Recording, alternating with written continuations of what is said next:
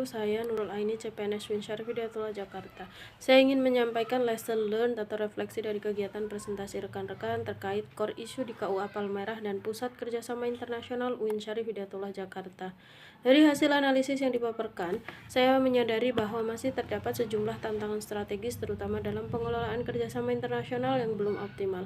Misalnya, belum tersedianya sistem informasi yang terintegrasi, keterbatasan SDM yang menguasai bahasa asing, serta belum adanya SOP yang baku dalam pelaksanaan kolaborasi lintas negara.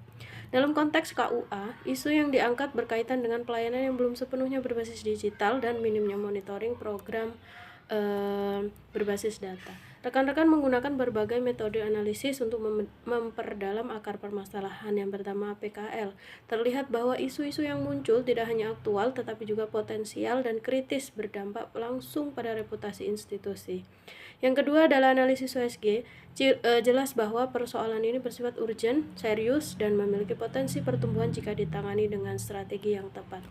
Untuk yang ketiga adalah diagram fishbone dengan metode 5M, menunjukkan bahwa penyebab utama tersebar di berbagai faktor, yaitu SDM, metode kerja, infrastruktur teknologi, dokumen kerjasama, hingga keterbatasan anggaran.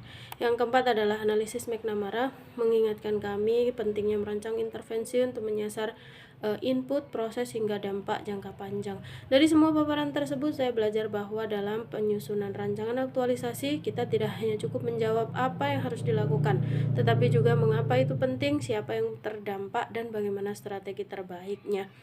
Kemudian arah isu yang diangkat itu di mana, kurangnya di mana, dan syarat prasarannya harus jelas. Definisi isu itu juga harus berupa kalimat negatif dan ditunjukkan dengan kata kurangnya, minimnya, belum adanya, atau belum tersedianya.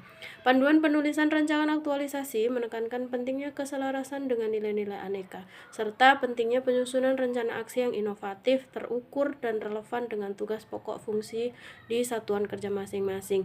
Jadi untuk mengambil core isu pertama harus menggunakan USG, fishbone, baru ke McNamara. Langkah-langkah yang akan dilakukan harus jelas dan terstruktur. Isu juga harus dikonsultasikan dengan mentor. Kemudian tiap tahapan atau tiap langkah harus ada outputnya. Deskripsi isu juga harus dilengkapi dengan data-data. Ruang lingkup harus dibatasi sesuai kewenangan kami di instansi kami masing-masing, satuan kerja kami masing-masing, dan dari akar masalah kita juga harus memunculkan solusi untuk memperoleh gagasan kreatifnya.